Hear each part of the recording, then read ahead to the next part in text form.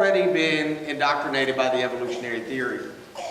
And the reason that I can say that with such confidence is because there's not too many 5-year-olds that are not absolutely enthralled with the dinosaurs. Kids absolutely love them. In fact, you think about, they fill up our homes with plastic dinosaur figurines. They learn their names at a very young age. But it's not just kids that love them. We adults also have a fascination with them. And as such, magazines, they love to put their picture on the cover, because when they do that, they pretty much know they're guaranteed increased sales. And so they'll tell us where they were found, where they were discovered, what they believe they ate, all the interesting trivia that they can provide. Like, for instance, the largest dinosaur discovered to date is a creature called the Argentinosaurus. They estimate this guy to be 110 tons. And in fact, if you want to see him, you got to go to the Fernbank Museum in Atlanta, Georgia, where he stretches from one end of the museum to the next. Now, just to give you an idea how big this guy is, if you look on the screen on the far right, you'll notice there's a full-size T-Rex right here that doesn't come up to this guy's hip bone. He was massive. But folks, it's really because of these dinosaurs that in many ways we're losing a lot of our kids. And let me share with you what I mean by that. By a very young age, they're already familiar with them. By 18 to 20, they've already embraced the evolutionary theory and they're rejecting Christianity. Let's walk through the life of one of your kids. Maybe your son, your daughter, your grandson, your daughter start off when they're about 2 or 3. We fill up our house again with all kinds of dinosaur games, paraphernalia, maybe even some of those books. You know, books that grandparents like to buy grandchildren. Books that say things like millions of years ago, according to this little golden book. Or maybe some of you recognize Dr. Seuss, that's talking about millions of years. They get a little bit older. Now they're 4, 5 years of age. It's a cold February morning in Oklahoma. Mom's over there. She is stirring up instant oatmeal. All the while, your child is sitting there reading the package, learning about evolution. They get older, 5, 6 years of age. Now they're hungry all the time, always wanting snacks. So what do? We buy them snacks. At the same time, they're learning about evolution. They hit 7. Finally, they're old enough to take them out to a fine dining establishment. So you load them up in the car, you take them out to somewhere like Wendy's. So you go through the drive-thru. They're sitting in the back, they're eating their chicken nuggets, all the while they're learning about evolution. Or maybe your child likes Arby's. They get a little bit older. Now they're 9, 10, they're going on field trips. So they go into Tulsa or maybe Oklahoma City, where they go to one of the local museums and they learn about those ancient ages. Or maybe they run up to somewhere like the Smithsonian in D.C., where they come face to face with a 2-story tall T-Rex skeleton. Or maybe they go down to the Fernbank. Or maybe they go to the Field Museum in Chicago, where Sue is on display. Now, I want you to ask yourself this question. How many of the parents of those children do you think actually thought about the placards that their kids would be reading when they signed that permission slip? Because I took that picture. And I also took a picture of what they're reading on those placards. And folks, there's no way to harmonize what those kids are reading with God's Word. They get older. Now they're 10, 11 years of age. They start reading chapter books. So they for instance, they start reading The Magic School Bus. We'll do a little quick survey. How many young people in this room are familiar with the Magic School Bus? Let me see your hands real high. It's a very popular kids series. You open it up, take a look. Little boy's got a picture of a dinosaur chasing a caveman. His buddy says, this story is make-believe. His friend says there were no dinosaurs in the time of cave people. In fact, on this same page at the top left, it says, no people ever saw a dinosaur. When early humans appeared on the earth, dinosaurs had already been dead for millions of years. People found out about dinosaurs from fossils. Or maybe your child likes the Magic Treehouse. Another very popular kids series. Interestingly, this time, we don't even get into the book. We're still in the introduction. And notice what it talks about. Dinosaurs living millions of years ago. And then it says human beings, of course, had not yet evolved.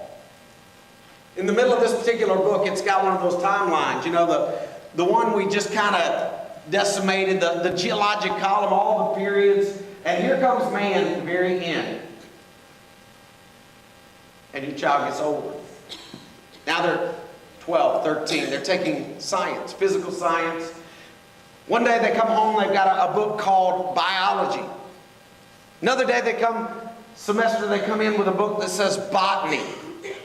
They're learning about plants. Another semester they come home, they've got a book called evolution, change over time. Now, if I asked you, do you think that they would use dinosaurs to teach kids about evolution in this textbook? Like if we opened it up, for instance, page 10, page 16, page 25, page 28, page 29, page 36, page 38, page 39, page 46, page 66, page 96, 97, 98, 99. In fact, in a 100-page textbook, a third of it deals with pictures or some kind of an account about dinosaurs. Now, just to make sure that we all understand what the real dilemma is, take a look at the screen for just a moment. Our kids are being taught in their textbooks that dinosaurs died out about 65 million years ago.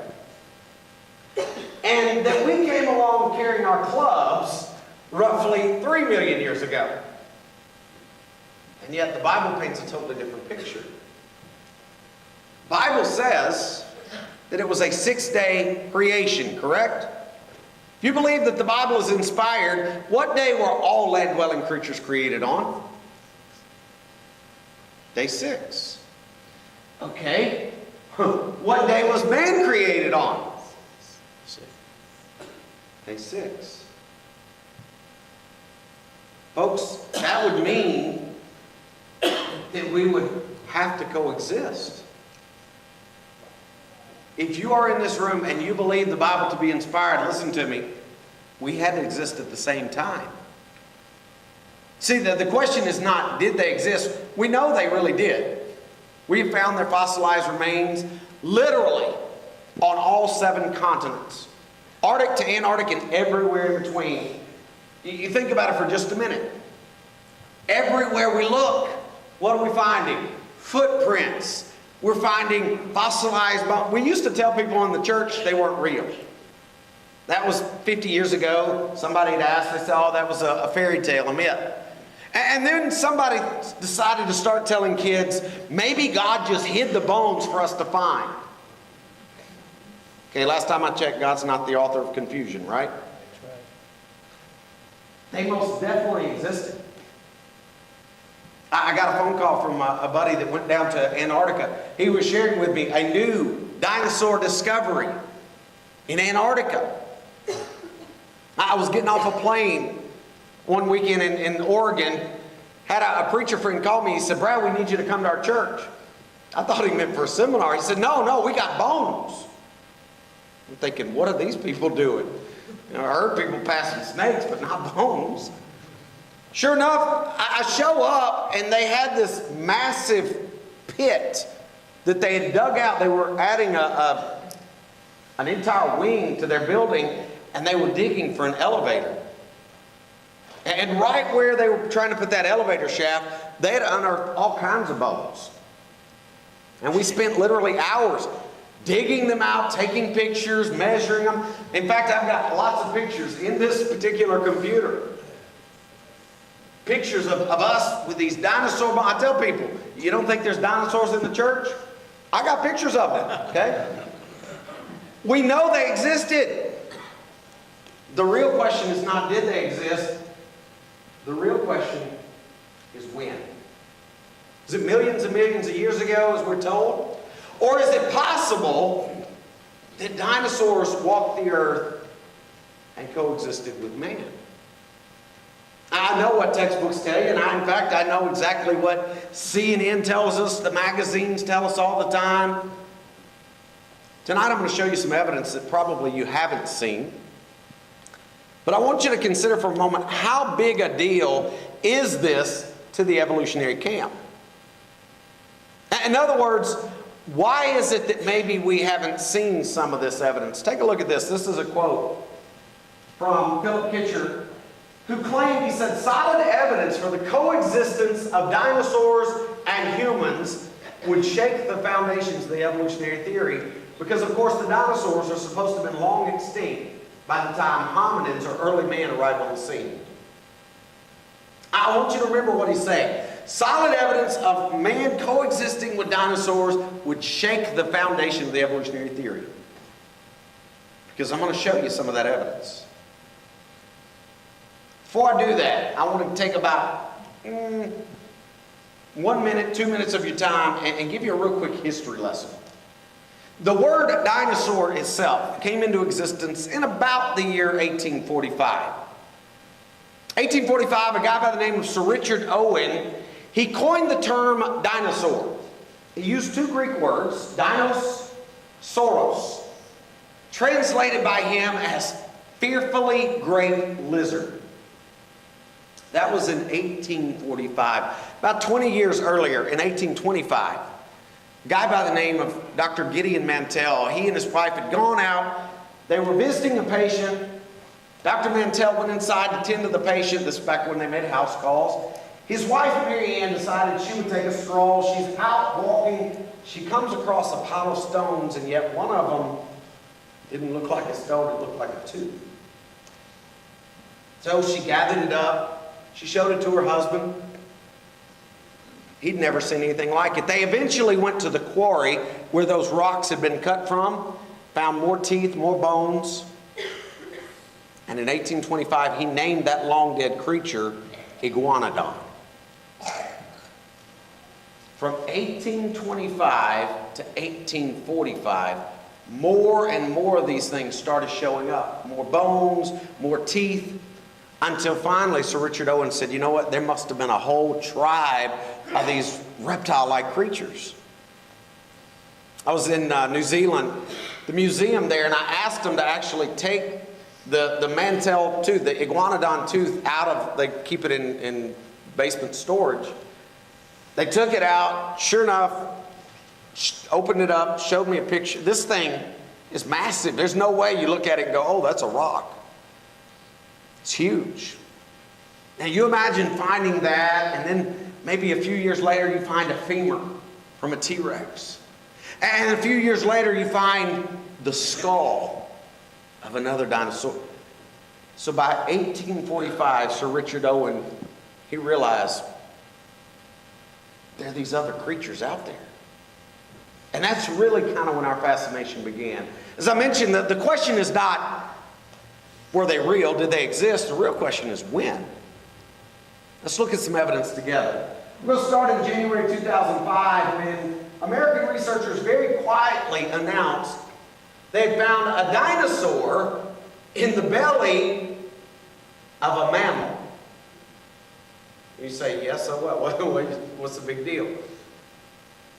Folks, remember, according to evolutionary theory, mammals were supposed to come along much, much later. In fact, mammals were supposed to evolve from the dinosaurs, and yet you got a dinosaur that was being eaten by a mammal.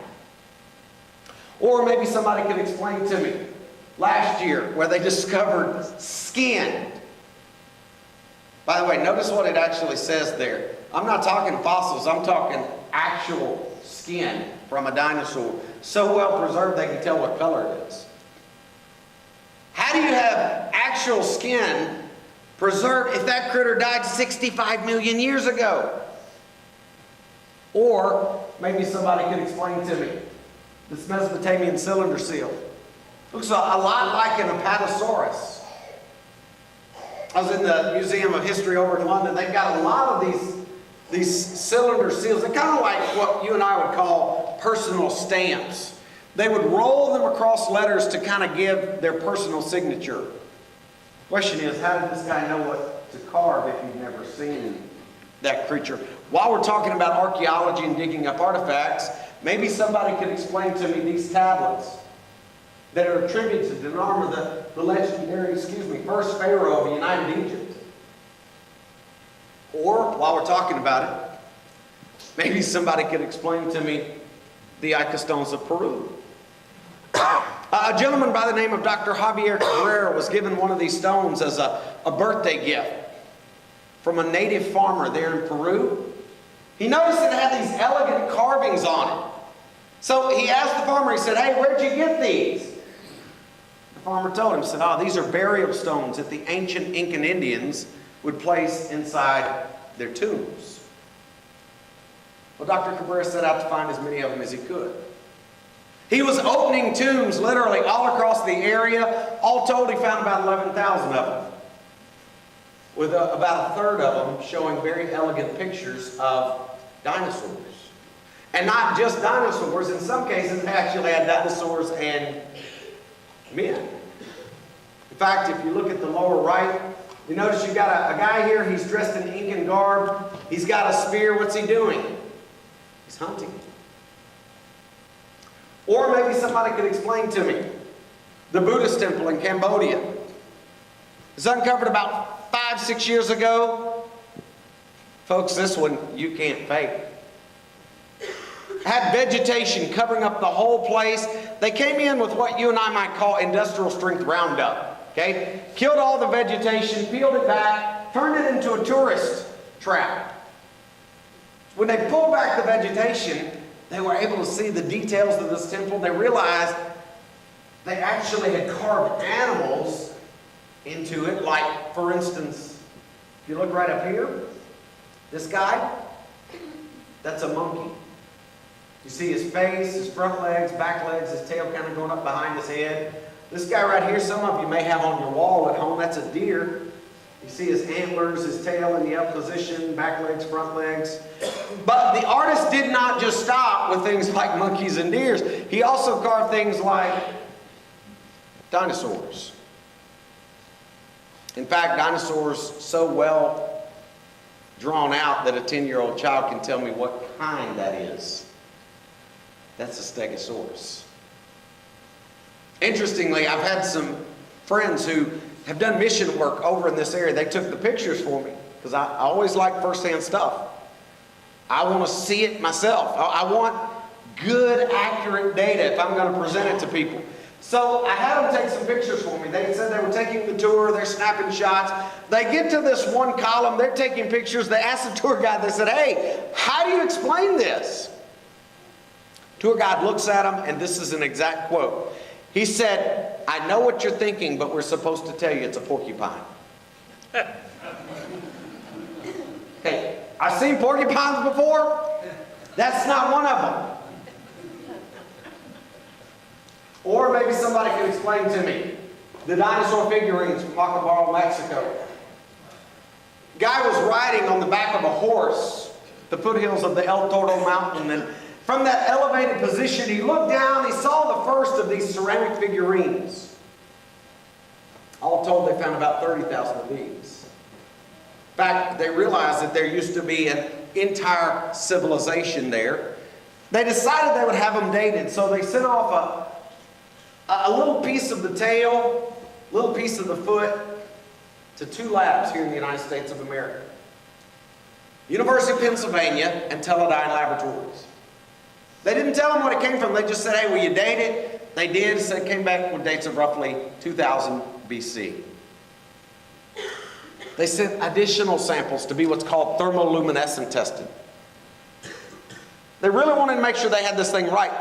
Those came back with dates of 2000 BC. That's when they told the guys, they said, hey, the material we're sending you, it's coming from dinosaur figurines.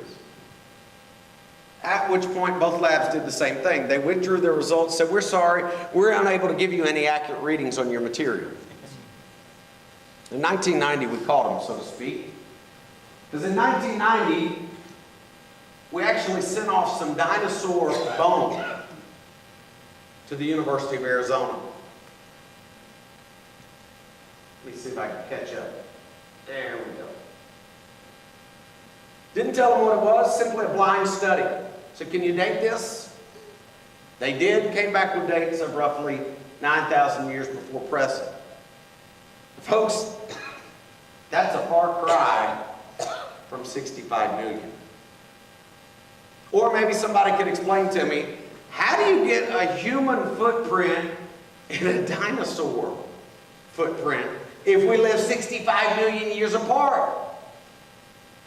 You notice, 3-toed dinosaur, and oh, by the way, 5-toed human in the same track. By the way, verified by CT scan. Or maybe somebody could explain to me this child's poncho that a buddy of mine, Dennis Swift, recovered from a child's tomb. About an 11-year-old boy whose mom had embroidered dinosaurs on it. Or maybe you could explain to me the dinosaur petroglyphs in Natural Bridges National Monument. If you go there today, there are 3 of these natural sandstone bridges, one of which is called Kachina. And it's on that particular sandstone bridge that the Anasazi Indians, they carved all kinds of things. You can go there today, you can see things like bighorn sheep, and you can see things like dinosaurs. In fact, take a look at this quote. This is from Fran Barnes. Fran Barnes is an evolutionist.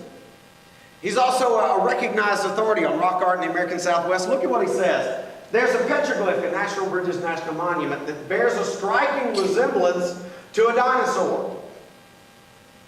All right, why didn't he just call it a dinosaur? Because solid evidence of dinosaurs coexisting with humans would shape the foundation of the evolutionary theory. By the way, those of you who came in here tonight as skeptics, you'll be happy to know about 8 months ago, they re-examined all the carvings on the Kachina Bridge. They determined every one of them, except this one, was done by the Anasazi Indians. This one, they said, was done by acid rain. So glad to know that acid rain can make nice curves like that. Or maybe somebody could explain to me this textile in the Museum of Peru identified as a dinosaur. Or maybe you could explain to me the tomb of Richard Bell. If you ever get up over to England, go up to the north area, the Lake Country, the Lake District. There's a little town just north of there called Carlisle. And in that particular town, you'll find a cathedral that is much older than the United States of America. The reason I say that, below the carpet you see right there at the bottom of the screen is a tomb of a guy who died in 1496. So you think about it. He died in 1496. When was the word dinosaur coined? About 1845. So in round numbers, this guy died 350 years before the word even came into existence. And if you go there and you have them roll up that carpet, or if you got 4 very unsuspecting small children that'll do it for you, you pull it back, you get down on your hands and your knees, and you start noticing all kinds of animals like fish and dogs and dinosaurs. 350 years before the word even came into existence. Or maybe somebody could explain to me this Mayan vase, or maybe these textiles from the Nazca tombs. Or maybe you can explain to me the discovery from Dr. Samuel Hubbard. Dr. Samuel Hubbard was the curator for the Oakland, California Museum of History. He believed the American Indians had been on this continent much, much longer than we were giving them credit for. So he took an expedition down into the Grand Canyon, looking for things like their pottery, their clothing, eventually making his way off one of the side canyons called the Havasupai Canyon. And he found his evidence. He found their clothing, he found their pottery, but he also stumbled across their cave art. Etched into those canyon walls were images that had taken men literally hours to carve out by hand. You say, okay, pictures of what? Well, let's see. There was buffalo, sheep, dinosaurs, oxen, men. Run that list by me one more time. Buffalo, sheep, oxen, men, and dinosaurs. In fact, I want you to read with me what Dr. Hubbard had to say regarding his find. He said, taken all in all, the proportions are good. The huge reptile is depicted in the attitude in which man would most likely see it. Reared on its hind legs, balancing with a long tail, either feeding or in a fighting position, possibly defending itself against a party of men. He goes on to say the fact that some prehistoric man made a pictograph of a dinosaur on the walls of this canyon upsets completely all of our theories regarding the antiquity of man. The fact that the animal is upright and balanced on its tail would seem to indicate that the prehistoric artist must have seen it alive. Now, I brought a picture of what Dr. Hubbard found, and I hate to be the one to tell you, but folks, that right there, that's not a sheep. It's not an ox. But it's an awfully good representation of a dinosaur we now know existed called the Edmontosaurus. How did they know what to draw if they'd never seen that?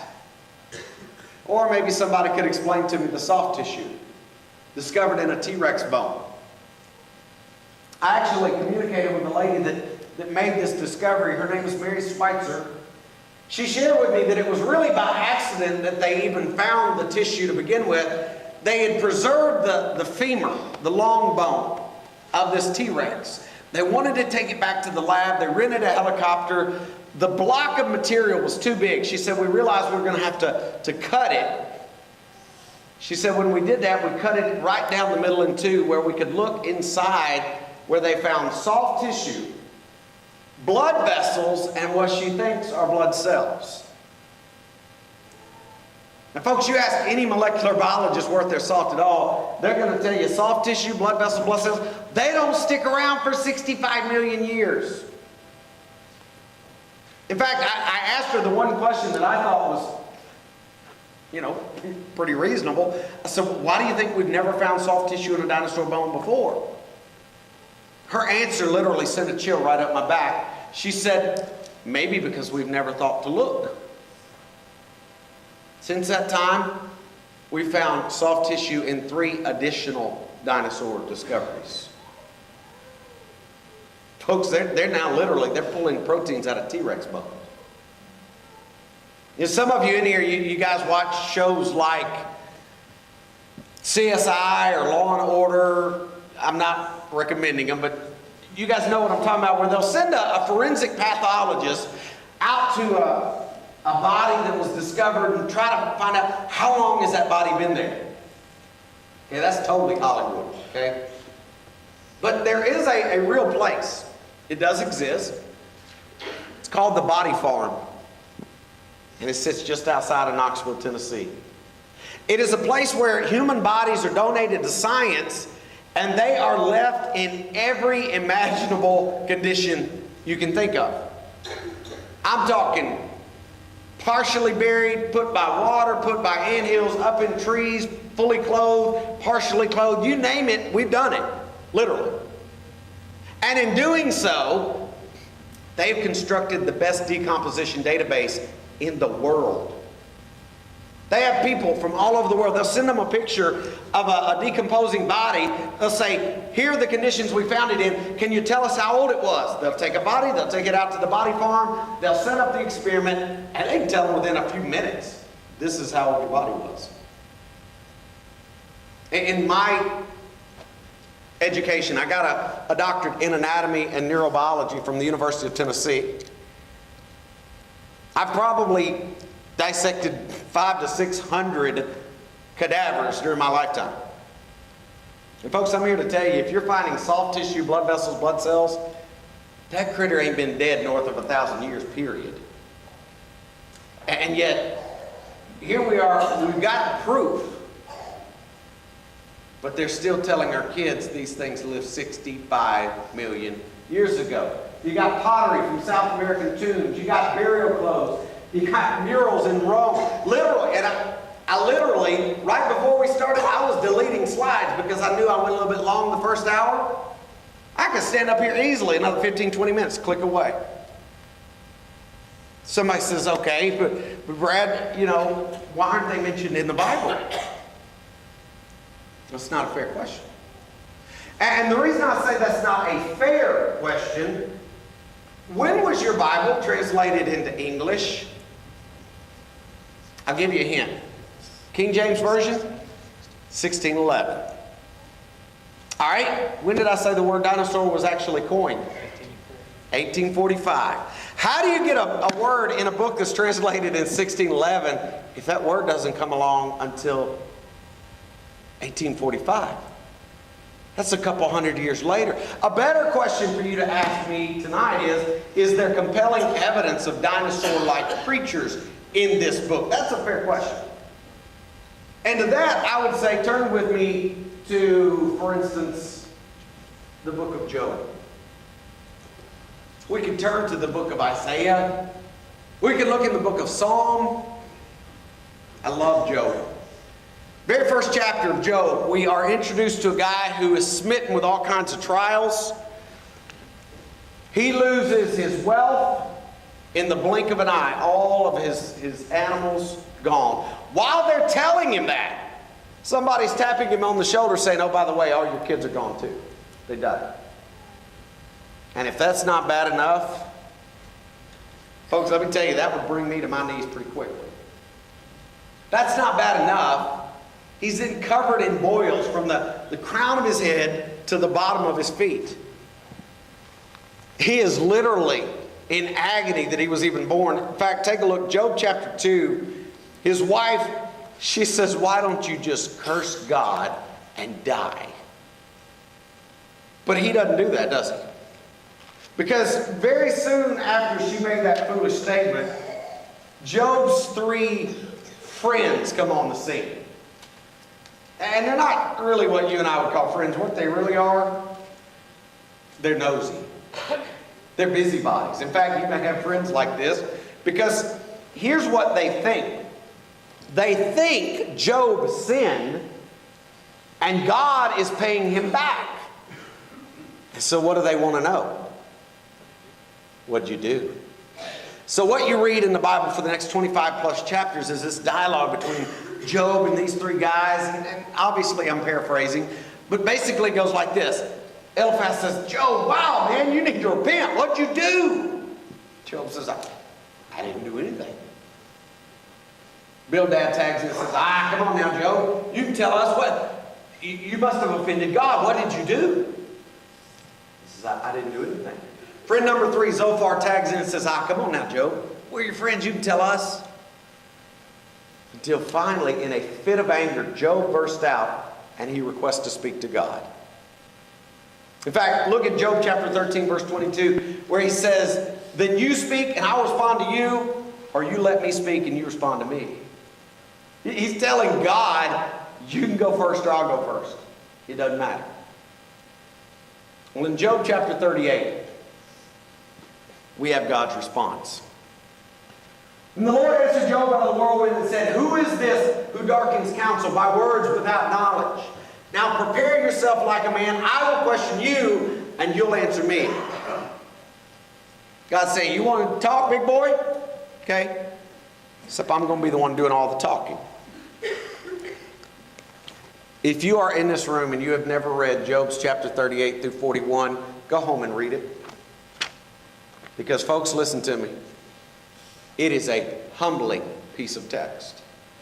And every person in this room, myself included, we need to be reminded of that occasion.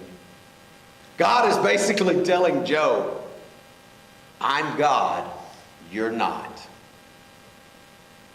Every single one of us can use that lesson. I had a pretty big lesson pointed out to me about a year and a half ago. Very humbling experience. It's exactly what Job is going through right here. God is saying, hey Job, where were you when I laid the foundation of the earth? Job, where's the dwelling place of light? Hey Job, what about snow and hail? How do I make those?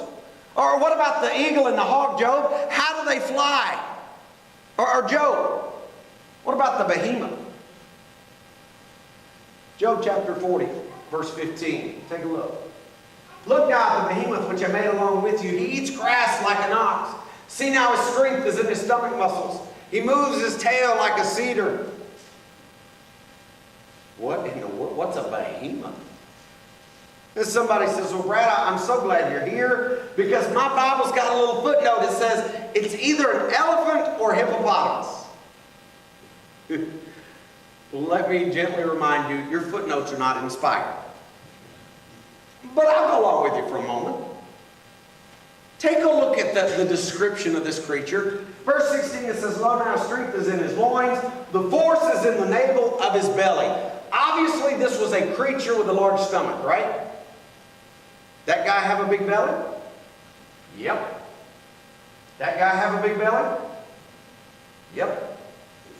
That guy have a big belly? Yep. Keep reading. Job chapter 40, verse 17. He moveth his tail like a cedar. The sinews of his stones are wrapped together. Now, when it's talking about a cedar here, it's going to be talking about some of the largest of trees. You say, Brad, how do you know that? Well, let me ask you. What does the Bible say was used to build the temple? Cedars of Lebanon, right? In fact, you do a word study throughout the Bible, you discover these were massive trees. So here's God, he's describing this creature. He says it moves his tail like a cedar. I always picture the sequoias, the redwoods of Northwest America. Question. That looks like a cedar to anybody? Not exactly. How about that? Not exactly. That's getting a whole lot closer, isn't it? So I said, but wait a second, Brad. You don't understand because Job, we think Job is a post-flood book. Now you're going to stand up there and tell us God made dinosaurs and man on day 6. Absolutely he did. And then we read in the book of Job about this behemoth. And by the way, chapter 41's got another creature called Leviathan. Yeah. Wouldn't that mean that, yep, they had to be on that boat. Now, before you pack me up and send me off to a nice rubber room, give me a moment to explain. I'm going to tell you guys, I love the flood, okay? I really do. It's one of those accounts. I went back about a year and a half ago by myself, I studied it for about 8 months. Reread a lot of books, some of the classics, the Genesis flood, reread a whole bunch of new stuff. My wife, if she were sitting here, I guarantee you, and I pointed at her, she would be nodding right now. I could talk 3 hours nonstop about the flood and literally just touching the hem of the garment. I love it that much. For any of us in this room to think you couldn't get all the animals necessary, who created the animals? God did. Don't you think he got to get the dimensions right for how big a boat he needs? By the way, did Noah have to take adult animals on the boat? No. Nope. Could he have taken juveniles? Okay, well, let's think about it. Juveniles would eat less food, produce less waste, take up less room. What was the purpose of the animals when they got off the boat? It was to replenish the earth, right? So you would want to have animals that have a long reproductive life ahead of them. So folks, I don't mean any disrespect, but I don't think there were any animals holding an AARP card getting on that boat, okay? You ever seen what a dinosaur comes from? It's an egg, right? Largest dinosaur egg we've ever discovered would fit very cleanly in both of my hands. Is it possible God allowed Noah to take juvenile dinosaurs on the boat? Yeah. Oh, by the way, take a look at Genesis chapter 1, verse 29 and 30. Genesis chapter 1, verse 29 and 30. See if this doesn't help you out a little bit. God said, "See, I've given you every herb that yields seed, which is on the face of all the earth. Every tree whose fruit yields seed, to you it shall be for food. Also to every beast of the earth, to every bird of the air, to everything that creeps on the earth in which there is life, I've given every green herb for food." And it was so. According to this book, what were both man and animals prior to the flood? Vegetarian.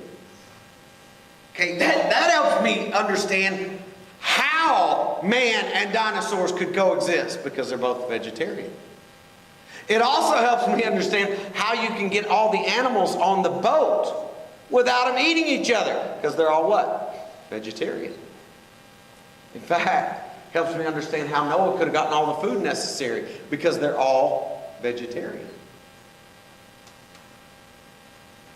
In fact, it wasn't until Genesis chapter 9, verse 3, after the flood, God makes his promise with Noah. What's he say? Now you can eat meat. Or as we say in the South, fire up the barbecue. As I see it, we got about one more question left, and that is, all right, what happened to them? I wish I could just answer that question by saying all the dinosaurs died out because of light. But the reality is we don't know for sure. And I don't have a problem looking at you saying we don't know for sure. We got a lot of theories. In fact, your kids will read about, for instance, an asteroid hitting the earth. Heard that one? That asteroid causes more questions to me than solutions. I brought 5 of the 27 theories that I'm familiar with. You have the asteroid being the top one. Number 2, a nearby exploding star flooded the earth with intense radiation, resulting in fatal mutation for dinosaur offspring. Number 3, the earth's climate became too warm, too cold, too dry, too wet for the dinosaurs' health. Number 4, change in the dinosaurs' diet resulted in weakened eggshells that broke after being laid. Sad to say, number 5 is a scientific theory. A laxative plant in the dinosaurs' diet disappeared and they all died of constipation. I'll let you decide if that one's possible, probable, or pitiful. Do I think I know what happened to them? Yeah, I do. Scientifically speaking, I can prove to you this earth used to be vastly different. I know the Sahara Desert used to be a rainforest. Fossils prove that. Antarctica, we found fruit trees, palm trees below the ice. They found a massive leaf bed in Antarctica. Leaves. Folks, in order to get that many leaves, you got to have what? Trees. This earth used to be different. In fact, I think the way that God described it in Genesis 1:31 was not just good, but very good. And I think in that environment, these animals thrived. Large, cold-blooded animals needing lots of vegetation. Here they are in basically a rainforest-like environment. And then I think God rained down his fury on sin at the flood. It surprises me how little people studied about the flood. We think of it as 40 days of rain. And when we talk to our kids about it, you know what they picture in their head? 2 giraffes sticking their head out the window of a boat. Folks, if that's all they're getting, they're missing the mark. This was God's wrath on sin. It literally churned up the earth. It put all of our weather patterns in place. And I think they were on the boat. And I think when they walked off, being large, cold-blooded creatures, needed lots of vegetation, suddenly those little warm-blooded, fuzzy mammals started thriving. And I think they did make it for several thousand years post-flood, but I think they never thrived again. And I think eventually 2 things got them. Number 1, change in climate after the flood. Number 2, what have we always done to animals we fear? We kill them. We hunt them. Before I open it up for your questions, I'm going to answer one more real quick question. And I'm going to do this fast, so bear with me. A lot of times people want to know, okay, how does the Ice Age fit into all this? Was there really an Ice Age? Answer, absolutely. You can't look at the data without realizing, yes, the glaciers came down. Now, how does it fit in to the Bible? You think about, for just a moment, we know that when those glaciers came down, they would carve U-shaped valleys. They scooped up rocks and sand. They left what's called till mounds or moraines. Last year, my family and I were on the Columbia ice fields, and standing out there on a glacier, moving under your feet, you can't deny it. But again, how does it fit in? Did it cover the whole earth? Nope, covered about a third. Of that, I mean a sixth of the top and a sixth of the bottom. How does it fit into the Bible? Take a look. Genesis chapter 7, verse 11. Talking about where the water for the flood came from. On that day, all the fountains of the great deep were broken up, and the windows of heaven were open. I want you to just focus on this section of the text right here. It says that things were broken up. That's telling me that God is literally tearing apart tectonic plates. But you'll notice it says it's in the great deep. Now, as you get deeper in the earth's crust, you get hotter or colder? Hotter. That's where the lava is, the mantle, right? Think about what he's doing. He's tearing apart tectonic plates in the great deep. You're going to have volcanoes going off all over the place. Literally. You know, when Mount St. Helens erupted, it blew ash 4 to 5 states away. I've got a satellite picture showing. 4 to 5 states away. I want you to imagine for just a moment, what do you get when you got volcanoes going across on land, in the water, all over? You get the perfect recipe for an ice age. What do you need for an ice age? Number one, you got to have increased evaporation. How do you do that? You warm up the oceans with the fountains of the great deep breaking open. But here's the tricky part. At the same time, you've got to cool off the land. How do you do that? With the ash. Consider for just a moment. Some of you heard the term nuclear winter. You know what that is? It's a phrase we came up with. We were afraid if we set off a bomb, the dust, the ash would go up into our atmosphere, block the sun's rays, and it would reverse our seasons. Okay, imagine, if you will, not just one volcano, but multiple volcanoes going off, kicked off from a flood. What do you get? This right here. Here's the cool part. Post-flood, pre-Abraham, people are being told to spread out. We know they're smart enough to make bricks because the Bible tells us man was created with intelligence. Very next account after the flood is the Tower of Babel. So the Lord scattered them abroad from there over the face of all the earth. Here's the cool part. We believe that ice age realistically lasted 350 to 500 years post-flood. Meaning it would have still been in place, and you could have walked from Europe into Africa, over to Asia, down through either Vietnam, Korea, India, into Australia, across the land bridge into North America. There was no Panama Canal down into South America. You know how the people got distributed, or the animals, after the flood? There's your answer. You don't know how the Aztecs, the Mayans, the Native Americans got here? Here's your answer, folks. It fits the Bible, and it fits real science. By the way, let me make sure you understand something. True science always points back to the Creator. Always.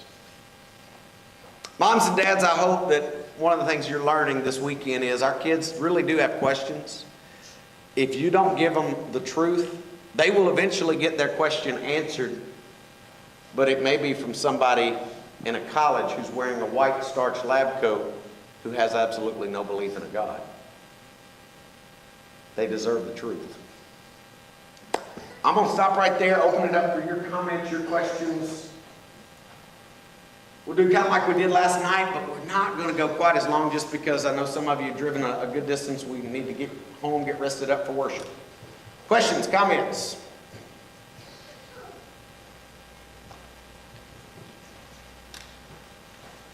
Yes, sir. Concerning the animals on the ark, the debate that Mr. Ham, Bill and I talked about, were kind of mock the idea of animals being vegetarians. How would you, or how could you respond to that? I would have smiled and I would have chewed his lunch up. I would have looked at him and said, Bill Nye, apparently you are not familiar with the research that was done by San Diego Zoo. What was the question? Oh, the question was, in the Bill Nye Ken Ham debate, Bill Nye made fun of Ken Ham talking about animals being on the ark and them being vegetarian. And he said, what would you have said? And what I would have said is, there was research done by St. Louis Zoo and San Diego Zoo, where they took animals we consider to only be carnivorous, that is, meat eaters. And for 3 months, they fed them nothing but vegetation. And not only did the animals not lose any of their body mass index, their BMI, they survived just fine on plants and fruits. So I would have smiled at him and said, you know, maybe you need to brush up on the research before you go poking fun at the Bible. Because research shows they don't have any problem with it. Good question. Other comments? Question, by the way, I don't normally talk to myself or talk to TVs or anything. That whole debate, all I was doing was talking to the screen of the computer. I was like, really, really wishing I was there. Yes, sir. The coexistence of man and dinosaur, you think that might explain how we have Stonehenge or the pyramids? Great question. He said, coexistence of dinosaurs and humans, you think that might explain how we got Stonehenge or the pyramids? Interesting.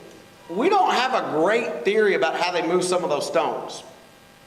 A buddy of mine, he is a Christian archaeologist, he was sharing with me that one of the stones that is used in the pyramids, they know for certain where this thing came from because of the type, the vein of marble it's cut out of. It's over 200 miles away. The stone itself weighs over 60 tons. Yeah, how do you move a stone 60 tons, 200 miles without any machinery? I know what they show in textbooks. They've got a couple of things. They've got men, you know, with logs rolling it. I'm thinking, yeah, 60 tons. You know what that would do to those logs? Gone. Or my other favorite is a kite. They used a kite. Okay, that's an awfully big kite to move 60 tons. A better answer actually was given to me one time by about an 8-year-old child. Came up, tugged on my pants. He said, I know how they built those pyramids. I said, how's that? He said, they hitched them up to dinosaurs.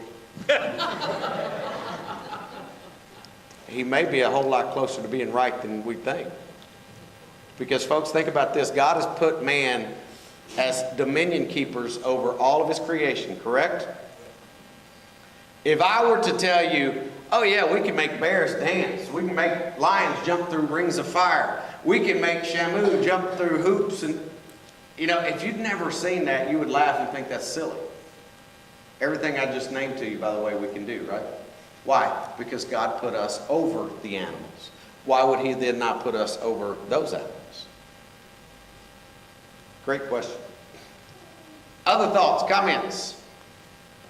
During the days of Peleg, the landmass began to separate.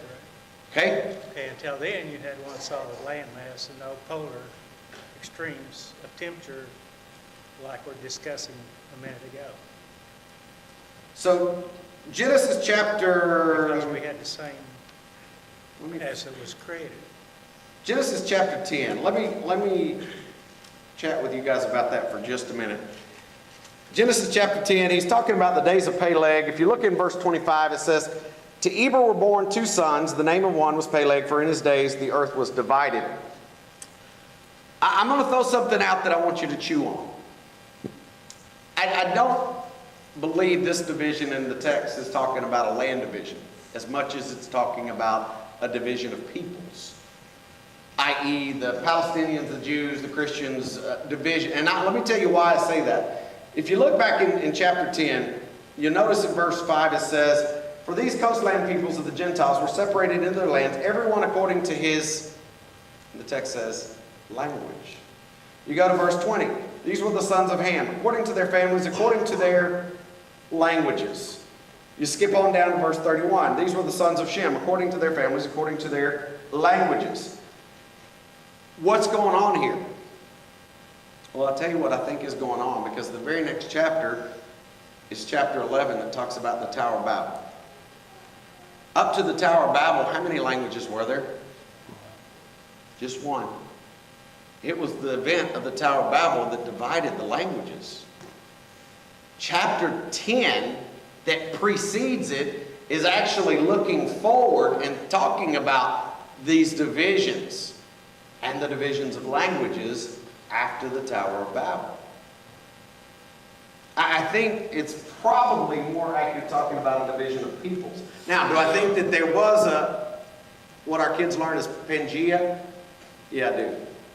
That's my opinion. It's not going to change my faith one way or another if we wake up and discover. But when you look at things, it looks like it could kind of fit together. I think it was broken apart at the flood, or around the flood. The problem I have with textbooks is they'll show a picture of Africa and South America fitting like this, and then they'll show it apart and they'll say, okay, it's so many miles apart, it's drifting apart at 33 millimeters per year, therefore it had to take so many gazillion years to separate. What are they assuming? A slow, constant drift rate of 33 millimeters. Is it possible that God in His fury ripped everything apart? Yeah, absolutely. And I think it fits that time scale between flood and the Tower of Babel. Good question, good point. Other thoughts, comments? Yes? Well, I have a 24-year-old son who has a degree in biochem, going to grad school.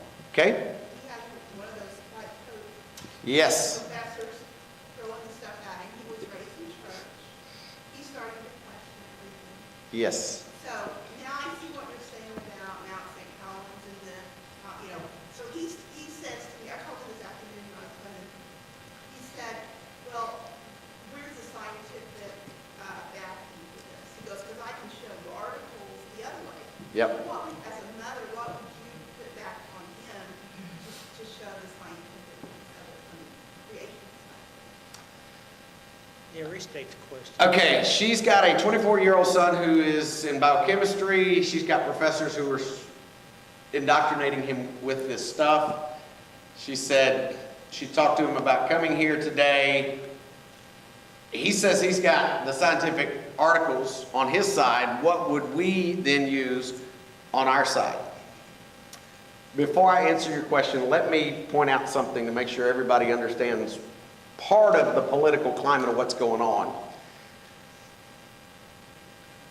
If I wanted tenure in whatever school he's at, I've got the degree, so I could get a job. But in order to get tenure, what I've got to do is I've got to publish research. So I've got to do research, get it published in peer-reviewed journals, then use that to write grants. And it's only after I write the grants and I bring money into the university that they say, okay, we're now going to consider you for tenure. You can bring money in, that's great. Okay, in order to get my research papers printed, published, if I try to publish them from a creationist perspective, they will be rejected outright. And the reason I know that, a friend of mine named Dr. Jerry Bergman, he's actually recording every time a creationist does good science, tries to get it published, boom, automatic rejection just because of the worldview we're looking at. So if I want tenure, what do I have to at least uphold? Evolution. So part of the problem in addressing your son is he's first got to understand it is politically correct right now for everybody in that area. I know a lot of guys who don't believe it, but they won't come out of the closet because they don't want to lose their job. In fact, I know a neurosurgeon. He and I were doing a brain recording. We were looking at a stereoscope at a brain. We're dropping the probe down. I raised up. I said, hey, you think there's any way that this happened by chance? This was one of those rare occasions. There were no nurses in our field of view. They were all doing whatever, they counting needles or whatever. He raised it up, he looks at me and goes, there's no way. And he started talking about, he said, how do you get like voltage gated channels? And he was going into detail. And about that time, a single nurse comes into our field of view. He stopped talking and wouldn't talk about it anymore. all because it is politically incorrect. So now back to your son. He's 24. Very first thing I would do is I would ask him if he'd be willing to read several books. And by that I mean, when I say read it, he needs to read it, and I hate to put this on you moms and dads, but you guys need to read it too, because you need to have a conversation with it. Now, realistically, these needed to happen about 5 or 6 years ago, but we can still play catch up. I would have him reading books like Lee Strobel wrote a book called The Case for the Creator. Why would I use that one? Because Lee Strobel's wife turned to Christianity. And Lee Strobel was an investigative reporter. He decided he was going to prove her wrong. So he spent several years investigating the science to disprove his wife's religious beliefs. And guess what he ended up doing? Converting himself. He realized the evidence all pointed away from the science. And a lot of what he had learned was recycled stuff. I would use something like that. I'd also hand him a book called Icons of Evolution by a guy named Jonathan Wells. The reason being, his book details all of the icons that her son is going to be very familiar with. They've been in his biology book since he was in high school, and most of our kids grow up thinking, oh, this is proof of evolution. And very rarely do they actually get to peel back the curtain and see, oh, that's not really proof. Yeah? How do you spell the last name of that author? It's Icons of Evolution by Jonathan Wells. W-E-L-L-S. Yes, ma'am. I would also turn him on to a book called I Don't Have Enough Faith to Be an Atheist by Norman Geisler and Frank Turek. T-U-R-E-K. Again, great stuff that looks at things from this one's actually more from philosophy. So the first two I gave you are coming at it more from science. This one's more of a philosophy type deal. Those three, if he can get through all three of those, really actually read them and look at them, and then come at the end go, okay, yeah, I still love and believe this thing because there's so much evidence. First off, I'll be surprised because I've yet to have anybody really do that. If he does get to the end of that little session and says, yeah, I still believe in evolution, that tells me he's put on blinders and he's unwilling to really look at the truth. What else would I do for a 24-year-old? Is he still attending any kind of church worship? Something he is. Okay. Moms and dads, please listen to me on this one. I know a lot of you think, in order for me to have a faithful child, I'm going to send them to a Christian university. I'm not a real big proponent of that. Okay? I don't think the school ought to be the one to make your child, for you to think they're going to keep my child faithful. We could talk about whether or not I think Christian schools are good anymore. That's a whole nother discussion. What realistically keeps more kids faithful is if you find a congregation that is associated strongly with that particular school that will hold them to be accountable. So you find a church family that basically says, you know what, we're going to adopt you and we're going to hold your feet to the fire if you're not here on Wednesday night. We want you to be a part of our family. We want you to grow with us, because that's a whole lot better than sending them to so-and-so university where they may or may not get a good education. What else would I do? I'm going to give you my card. If he's willing to dialogue a little bit through email, I'd be happy to. Because sometimes, and I'm not trying by any means, you probably got a whole lot more smarts than I do. But sometimes our kids look at mom and dad as dumb. I know that'll surprise some of you. Okay? Especially 16. But for whatever reason, they just think, it's funny, when they hit about 16, they think mom and dad are dumb. Thankfully, somewhere around about 25, they get intelligence and think mom and dad aren't that dumb. And by 35, they realize mom and dad were pretty smart. At his age, he's probably thinking, mom, all you know about is housework and cooking and buying clothes and whatever. So if he wants somebody that can talk the talk with him, I'd be happy to do that. Absolutely. Other thoughts, comments? Maybe one more for you. Yeah. My brother says scooters, so we know a lot of movies.